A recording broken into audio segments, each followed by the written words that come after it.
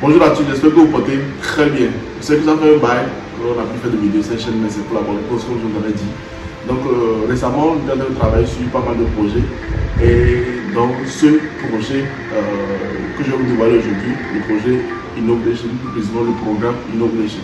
Donc pourquoi cette vidéo et pourquoi ce programme? Je vous rappelle, lorsqu'on a fait plusieurs vidéos business sur cette chaîne pour pouvoir parler de nos services, il y a beaucoup de gens qui nous ont contactés pour dire et votre partie investissement, accompagnement projet, à quoi ça consiste en fait. Donc j'ai toujours été un peu vague sur les réponses parce que je savais que en interne on travaillait sur ce programme justement pour pouvoir répondre vraiment à cette question. Donc cette vidéo sera scindée en 4 parties. Pour la première partie, je vais essayer de vous dire pourquoi est-ce que on a décidé de mettre le programme à la place de ce service investissement et projet. Ensuite, je vais vous parler brièvement du projet. En troisième position, je vous dirai quelques sondages d'opinion que j'ai fait sur certaines personnes là. Et puis, je vais vous dire quelques anecdotes, enfin, en quatrième position, de pourquoi est-ce que, ou bien, quelle est la raison pour laquelle est-ce qu'on s'est lancé dans cette aventure. Donc, une petite conclusion pour parler des attentes, et puis voilà, comment ça va se dérouler. Donc, si vous êtes prêts, c'est le temps pour vous de vous abonner si vous êtes nouveau sur la chaîne, liker, et puis n'hésitez pas à la fin de laisser vos commentaires, poser vos questions, si vous n'avez pas compris certains points, nous allons prendre le temps de répondre dans un commentaire. Donc, en attendant, c'est le générique qui va apparaître, et puis je vous retrouve après. Ciao.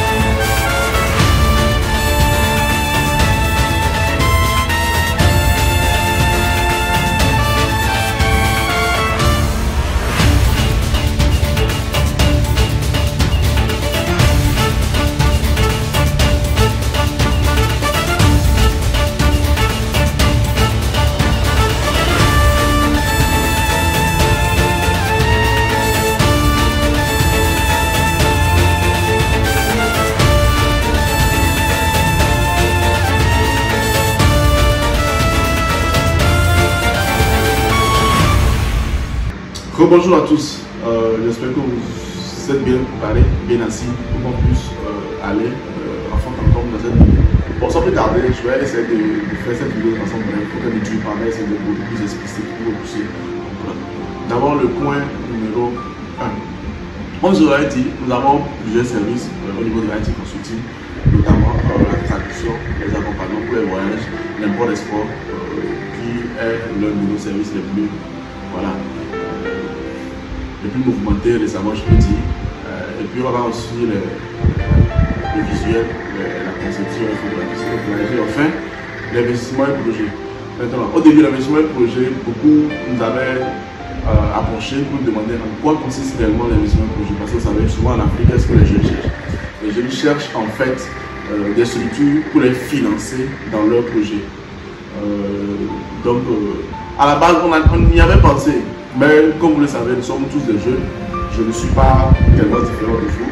Donc nous n'avons pas évidemment une quantité de monnaie illimitée quelque part pour pouvoir financer les jeunes. Non, je ne vais pas venir ici vous mentir pour vous dire non, on a des capitaux, on va financer les projets. Mais on a pensé longtemps. Qu'est-ce qu'on pourrait faire? Qu'est-ce qu'on pourrait faire pour apporter notre pierre à l'édifice? Qu'est-ce qu'on pourrait faire pour pouvoir aider vraiment les jeunes? Donc c'est ce qui nous a conduit à mettre en place ce programme. Donc, ce programme va consister à quoi exactement? Comme vous l'avez remarqué, le programme s'appelle le programme Innovation. C'est-à-dire pour innover, apporter quelque chose de nouveau à nos pays. Donc, on est beaucoup plus focus sur les Africains qui sont en Afrique et aussi de la diaspora. Donc, le programme sera scindé en 4 gros secteurs. Donc, le premier secteur sera le secteur immobilier. Le second secteur sera le secteur commercial, donc e-commerce, import-export, tout ça, ce qui est commerce, ça va entrer dans le second. Le troisième volet, ce sera le volet agro-pastoral, donc agriculture, élevage, tout ce qui est pendant agro-pastoral. Le quatrième volet, ce sera le volet industriel, donc ce sera le gros dernier volet. Donc, ça veut dire qu'on parle d'industrie, on parle de, voilà, de gros capitaux, ce n'est pas des investissements de 10 millions de 20 millions, ce sont de très gros investissements. Donc c'est pourquoi on met ça dans le quatrième volet. Mais ce qui est sûr, ce sont des projets qui seront basés sur le court, moyen et long terme. Donc voilà, on finira par y arriver si tu veux. Donc le premier volet, le volet immobilier va consister à quoi? Comme c'est écrit sur la fiche descriptive de ce volet, ça va, c'est simple, comme vous le voyez, immobilier, on va forcément acquérir des propriétés, construire des édifices à caractère commercial, parce que d'abord on investit pour avoir un retour sur investissement, ROE, comme ceux qui sont dans le domaine de ça, le return on investment. Donc, mais ça dépend du niveau auquel on atteint avec ce programme. Je pourrais même qu'on fasse des édifices à caractère social, peut-être en partenariat avec certaines associations et certains organismes internationaux. Donc, ça veut dire qu'on participera à des œuvres qualitatives, mais ce ne sera pas 100% des trucs qu'on fera gratuitement. Donc, je ne sais pas si vous comprenez. Donc voilà, ce sont des édifices de toutes sortes, que ce soit des logements, des logements sociaux, des cités, des hôtels, peu importe tout ce qui est dans l'immobilier, ça va nous jouer là. Dans le second volet, comme je le dis, c'est le volet commerce. Dans le volet commerce, une grosse partie de ce volet va être consacrée à l'e-commerce. Parce que ce qui est import-export, avec ce consulting, on le fait déjà. Donc ce n'est rien de nouveau, on est dans le commerce international il y a longtemps. Mais on va beaucoup plus se centrer sur l'e-commerce, parce qu'on a remarqué que moi, en fait, j'ai remarqué que l'e-commerce n'est pas vraiment développé en Afrique. Et puis les quelques plateformes que j'ai essayé d'analyser ces dernières années, ce n'est pas vraiment ça. Bon, je ne vais pas faire la publicité de certaines plateformes ici, mais il y a des plateformes dans certains pays qui ont le standing des plateformes internationales. Donc actuellement, moi ici en Chine, je travaille dans ce domaine du commerce international, donc je fais partie de l'e-commerce. Donc je sais à peu près quels sont les standards qui répondent aux normes internationales. Maintenant, l'objectif c'est de pouvoir permettre à nous qui sommes en Afrique, plus précisément, de pouvoir avoir accès. C'est vrai que lorsque la plateforme sera mise en place, ce sera ouvert à l'international. Que le constitué aux États-Unis, en Europe, en Afrique, tu pourras y accéder. Mais l'objectif c'est que les Africains puissent se sentir à l'aise. Parce que quand je prends par exemple une plateforme comme Amazon, pour utiliser Amazon en Afrique, d'abord c'est très compliqué.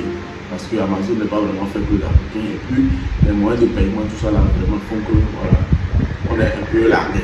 Et maintenant, même quand je prends Alibaba, pourquoi est-ce que beaucoup de nos clients se tournent vers nous pour pouvoir faire des commandes à l'étranger, notamment en Chine? Parce que sur Alibaba, ils ont la possibilité de payer. Mais il y a un problème de langue d'abord et de crédibilité aussi qui s'installe. Donc la langue, parce que les Chinois sont pas vraiment des as en anglais. Et puis aussi de crédibilité, parce que tu parles avec quelqu'un, non seulement qui n'est pas de ta culture, de ta race, et qui n'a pas les mêmes valeurs que toi. Donc voilà. Donc il y a un niveau de confiance qui n'est pas atteint. Donc c'est pourquoi il y a certains qui vont sur Alibaba, ils trouvent même jusqu'à tout des fournisseurs, mais ils sont obligés de nous contacter pour qu'on puisse faire la médiation, pour qu'on puisse s'assurer que le service qu'ils veulent, voilà, leur soit octroyé. Donc tous ces aspects-là, tous ces problèmes, tous ces détails nous ont amenés à prendre ce genre de décision. C'est pas ce que vous voyez. Souvent, les grands entrepreneurs disent on n'entreprend pas pour se faire de l'argent, mais on entreprend pour pouvoir résoudre un problème. C'est pas ce que vous voyez. Donc, si en résolvant le problème, tu arrives à te faire de l'argent, Dieu merci. Mais il va falloir quand même que, en tant qu'entrepreneur, il va falloir avoir une mentalité beaucoup plus fixée sur la résolution d'un problème spécifique. Donc c'est ce qui permettra de rester focus. Donc si c'est seulement le fait de garder, ou bien le fait d'avoir une idée de se faire de l'argent, on sortira forcément déçu. Donc c'est un peu ça par rapport au volet commercial. Dans le troisième volet sera le volet agro-pastoral. Ça je pense que je ne vais pas beaucoup trop parler parce que vous savez qu'en Afrique, c'est vrai qu'on a des terres, on a des. Voilà, les terres sont riches, tout ça la faire, tout ça la mer. On n'a pas encore d'autosuffisance alimentaire malheureusement. Donc ça veut dire que aujourd'hui, ceux qui investissent dans l'agriculture, il y aura forcément des mouches qui vont manger. Ça nous évitera quand même d'aller importer des trucs. Parfois chez nous on importe du poulet, on importe du maïs, même des pays, c'est un peu bizarre. Donc on va essayer de quand même d'investir dans ce secteur, dans ce domaine. Si possible, d'abord, voilà, supply, assouvir la demande locale, pourquoi pas aller exporter à l'international. Donc c'est un peu notre objectif dans le domaine. Maintenant le troisième motif c'est le domaine industriel. Ça ce sera le dernier, je pense l'un des derniers secteurs sur lesquels on va s'attaquer. Parce que comme je l'ai dit, ça demande beaucoup d'apports en capitaux financiers et puis ça demande aussi beaucoup d'expertise. Actuellement, moi-même personnellement et avec mon équipe, on est toujours en train de travailler sur ça. C'est vrai que moi ici en Chine, j'ai un peu d'expérience dans ce domaine industriel, je travaille avec beaucoup d'usines, actuellement je travaille encore, donc je sais un peu comment ça se passe, mais il faut encore avoir beaucoup plus d'expertise pour pouvoir quand même voilà, aller dans ce domaine-là. Maintenant, on pourra commencer peut-être par des micro-usines, des petites usines de transformation et migrer vers voilà, de grosses usines, parce que si on veut vraiment que notre continent retienne les jeunes que nous sommes, ou bien se déployer, il va falloir forcément passer par ce genre de trucs-là.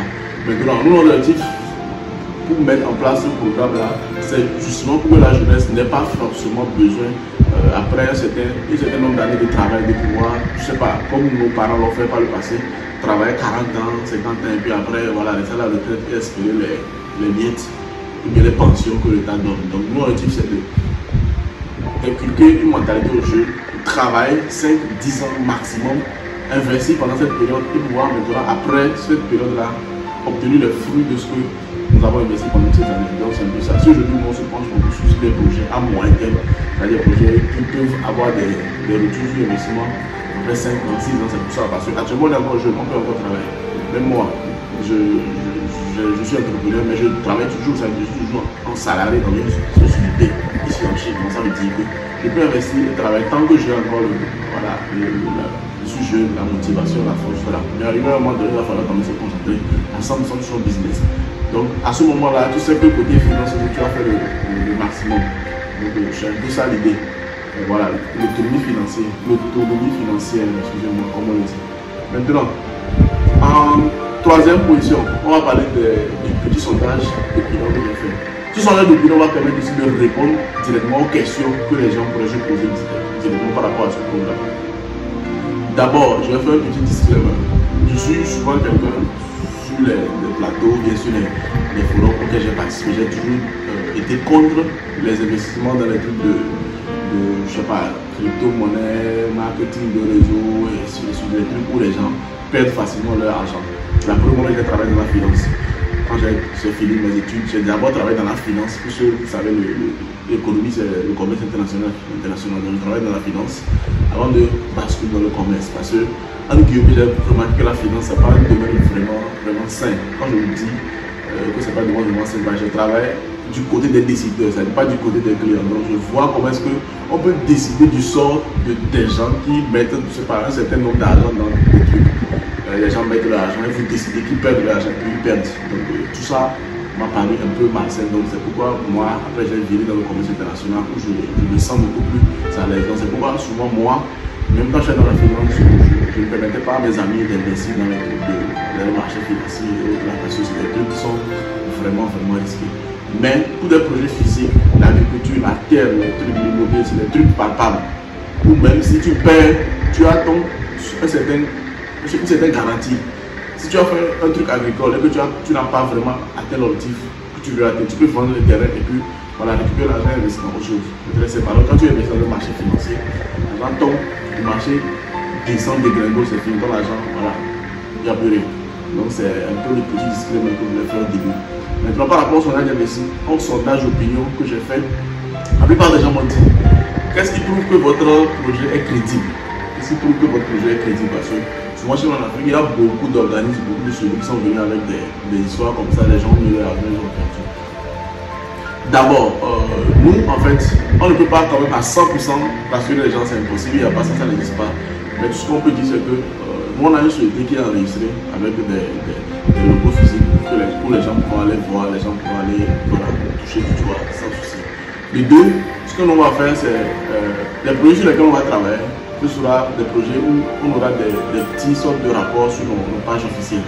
C'est-à-dire, on va peut-être montrer un peu l'évolution des projets. C'est-à-dire que tu sois actionnaire, que tu aies participé, que tu aies investi dans le projet ou pas. En étant abonné à nos pages, je pourrais suivre en fait l'évolution des projets sur lesquels le programme Immobilier est en train de travailler récemment. Les projets immobiliers, e-commerce, les rapports seront envoyés sur les pages de façon instantanée. Donc ça veut dire Si par exemple on fait un projet immobilier par exemple et qu'on envoie les trucs sur les pages, si tu es, je sais pas, dans le pays dans lequel je sais pas, si tu es au Togo par exemple et qu'on est en train de faire un programme, un projet immobilier, ça veut dire que même si tu vas aller sur le site, tu peux aller voir le truc physiquement, palpablement. Donc c'est des trucs qui seront très papables pour pouvoir aller vérifier. Voilà.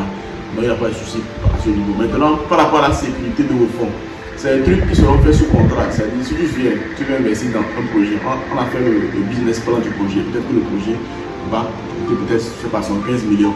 Et toi, tu veux investir à hauteur de 2 millions, par exemple. Donc voilà, il y aura des documents qui seront signés, des contrats qui seront signés, et des garanties qui seront données sur le projet. Si le projet, on espère avoir un certain taux de rendement sur le projet, ça veut dire que toi, avec ta part d'action, tu obtiendras tel. Maintenant, au cas où le projet ne reçoit pas, il y aura des garanties qui seront données. Donc tu liras tout ça là de c'est ça de combien tu entres. Voilà, mais il n'y aura pas de trucs où voilà, chacun va mettre son argent, mais ne saura pas dans quoi il s'engage. Non. Donc c'est un peu ça. Maintenant, je viens de parler de 75 millions de 2 millions. Ce n'est pas pour dire que ceux qui ont 50 millions ou bien 100 millions ne peuvent pas investir. Ce projet est ouvert à tout le monde. C'est-à-dire tous les gens, on veut exclure personne. Mais quand on ne veut exclure personne, il faut faire des efforts. Parce que si tu n'as vraiment pas d'argent, au moins un 50 millions, 100 000, tu nous approches. Parce qu'il y aura des micro-projets, des projets moyens et des macro-projets. Donc ça veut dire que chacun aura forcément dans quoi investir. Je ne sais pas si vous voyez. Donc si tu viens, on fera forcément un petit questionnaire pour voir ce que tu fais, ta capacité financière, combien est-ce que tu peux apporter. On analysera, tu vas avoir des proposer un projet. Ah ok, selon ton profil, ce projet-là te convient le plus. Voilà le projet, le business. Donc qu'est-ce que tu penses? Voilà, si tu es d'accord, on va te donner plus de détails et peut-être t'insérer dans le groupe. Parce que pour chaque projet, il y aura un groupe qui va rassembler tous les actionnaires. Si par exemple on a un projet immobilier spécifique et qu'il y a 12 actionnaires, les 12 actionnaires se rejoignent dans notre groupe où on discutera à chaque fois de l'évolution du projet et des idées. Donc ce sera des trucs où chacun sera actionnaire mais pourra aussi participer, apporter des clients lorsque les trucs seront finis. Donc tout ça sont des détails où, dans lesquels on viendra après tous ceux qui seront vraiment intéressés par rapport au programme. Maintenant, voilà. Et les autres questions, c'est en fait par rapport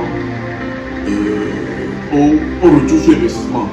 Souvent, comme je le disais, dans les trucs de, je sais pas, marketing de réseau, il y a des trucs de marché financier, on te dit, tu investis 1 million dans un an, tu auras 2 millions dans 3 millions. Dans les projets physiques, ce n'est pas comme ça. Il y a toujours des risques. Moi, j'ai fait le commun, j'ai fait l'analyse de risque, il y a toujours des risques. Mais si nous-mêmes on a investi dedans, c'est parce qu'on a fait un certain nombre d'études. On travaille avec des experts dans le domaine. On a fait un certain nombre d'analyses, d'études de marché avant de pouvoir investir dans ce domaine. Et c'est pourquoi je dis aussi, dans chaque projet qu'on va faire, il y aura des garanties, il y aura des limites. C'est-à-dire, on sait qu'on va atteindre l'objectif à tel pourcentage. Et même si on n'atteint pas l'objectif, même si on perd, il y aura quand même un certain nombre de garanties, de limites qu'on ne va pas dépasser en termes de perte. Je ne sais pas si vous voyez. Je donne l'exemple banal. Tu as investi 1 million. En temps normal, je ne sais pas, sur 5 ans, tu étais censé avoir atteint 1 million, peut-être plus de 2 millions par exemple. Mais si vraiment, à la copie des cas, à la catastrophe, le projet ne marche pas, le projet s'écroule, peut-être qu'au moins, tu retrouveras peut-être la moitié de ton argent. Donc c'est ce genre de garantie dont je parle. Donc ce n'est pas pour dire que si tu investis, ce n'est pas un truc, je sais pas, un marché financier, je dis tu investis 1 million, tu auras 50 millions, tu investis 2 millions, tu auras 100 millions, ça ne se passe pas comme ça. Donc je ne vais pas venir si vous racontez du n'importe quoi, je vous parle des trucs, par rapport des trucs réels. Donc pour ceux qui sont un peu plus expérimentés, ils peuvent nous contacter pour plus en discuter dans les détails. Donc voilà. Maintenant, pour terminer, je vous disais que je vais vous donner quelques anecdotes. Pourquoi est-ce que j'ai avec mon équipe pensé à faire ça? Et pourquoi est-ce qu'on ouvre ça, je sais pas, on met l'information à disposition de tout le monde.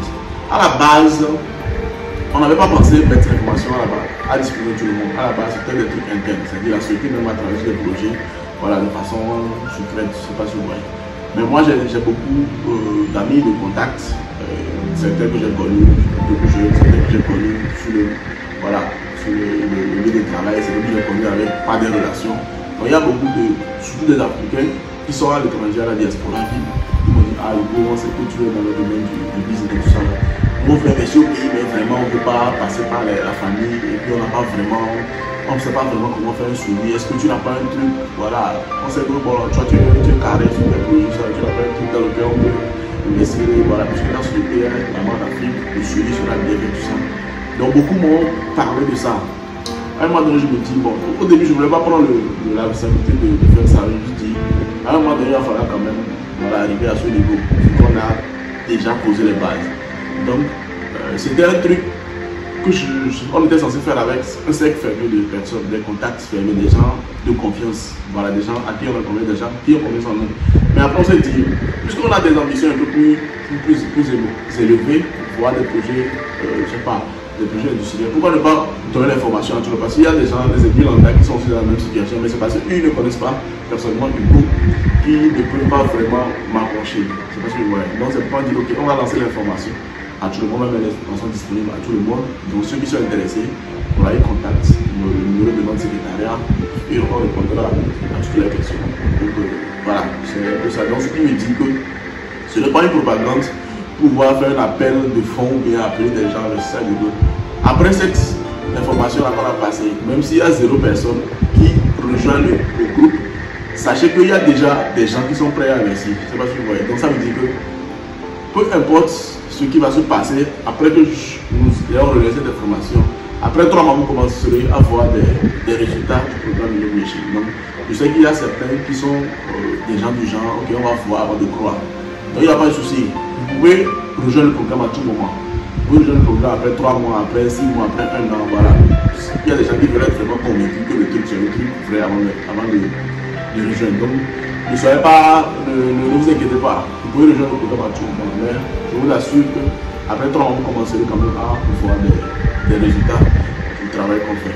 Donc, c'était ça que je voulais dire. J'espère que j'ai été assez clair, assez précis, concis dans l'explication que j'ai donnée.